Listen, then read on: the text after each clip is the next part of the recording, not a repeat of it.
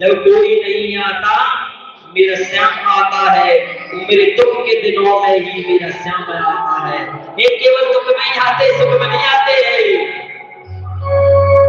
गजेंद्र ने देख लिया कोई नहीं सहायता करने वाला, एवं व्यवस्थो विद्या समादाय मनोहरी जिजाप परमं जाप्यं प्राचीन मनु शिक्षितम। भगवान नारायण से निवेदन किया, भगवान नारायण ने आकर के ग्राह का उद्धार कर दिया और गजेंद्र को बचा दिया। ये कौन थे पता?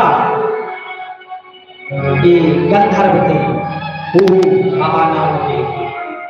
हे दोनों ऋषि के श्राप के कारण इनको बनना पड़ा।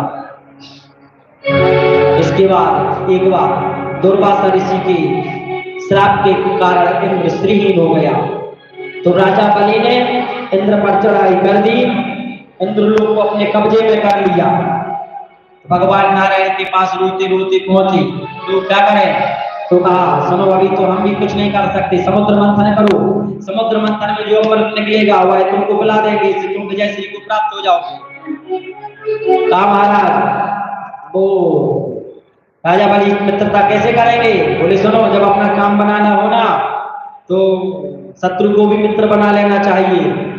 ये राजनीति में होता ना, राजनीति में सब लड़ते हैं, चुनाव सब लड़ते हैं, यदि कहीं मेंबरशिप कम पड़ती है तो विपक्ष पार्टी को भी अपने पक्ष में कर लेते। भैया मतलब तुम्हारे सदस्य 20 हमारे सदस्य 35 सदस्यों में भैया एक पार्टी बन जाएगी तो दोनों मिलकर बना लो।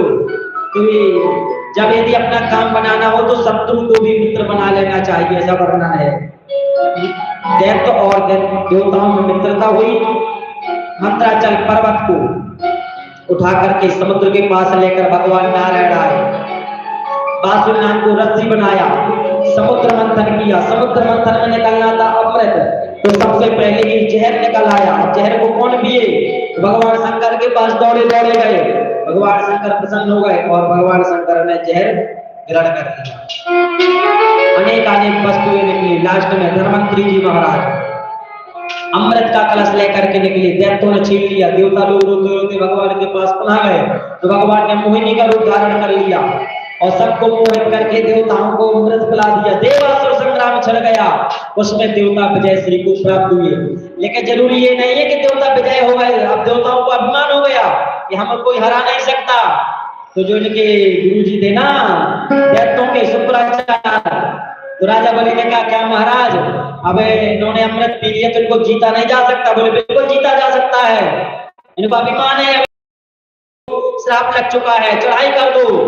राजा बलि ने पुनः यज्ञ के प्रभाव से पुनः इंद्रलोक पर अपना कब्जा कर लिया। अमृत पीने के बाद भी देवताओं को खदेड़ के भगा दिया राजा बलि ने। एक दिन माता कश्यप जी की जो पत्नी है माता अदिति, देवताओं की माता उदास बैठी थी। कहा महाराज अब क्या किया जाए, हमारे बच्चे उदास बैठे हैं, कोई उपाय करो। तो एक पयोव्रत का अनुष्ठान किया, जिससे पयोव्रत के अनुष्ठान करने से सुंदर संतान की प्राप्ति होती है। फाल्गुन शुक्ल पक्ष से प्रतिपदा से लेकर द्वादशी तक ये व्रत किया जाता पयोव्रत, यानी केवल दूध पी करके ही भगवान नारायण की भक्ति की जाती है। जय माता अदिति ने यहाँ पर अनुष्ठान किया। देवता लोग भगवान नारायण के पास पहुंचे, तो भगवान नारायण ने कहा भी मैं इनका कुछ नहीं कर सकता हूँ, क्योंकि गुरु मेहरबान तो चेला पहलवान। अब इनके गुरु मेहरबान है, अभी हम कुछ नहीं कर सकते हैं। हाँ लेकिन कुछ देखते हैं। माता अदिति का अनुष्ठान पूर्ण हुआ तो भगवान ही माता अदिति के यहाँ ब्राह्मण के रूप में प्रकट हो गए। बोलो ब्राह्मण भगवान की जय हो।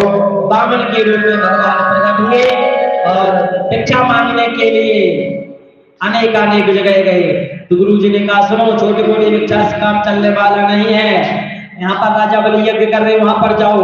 तो भगवान राजा बलि के यहाँ भिक्षा मांगने के लिए पहुंचे और राजा बलि हरि पावन का भेद बनाए,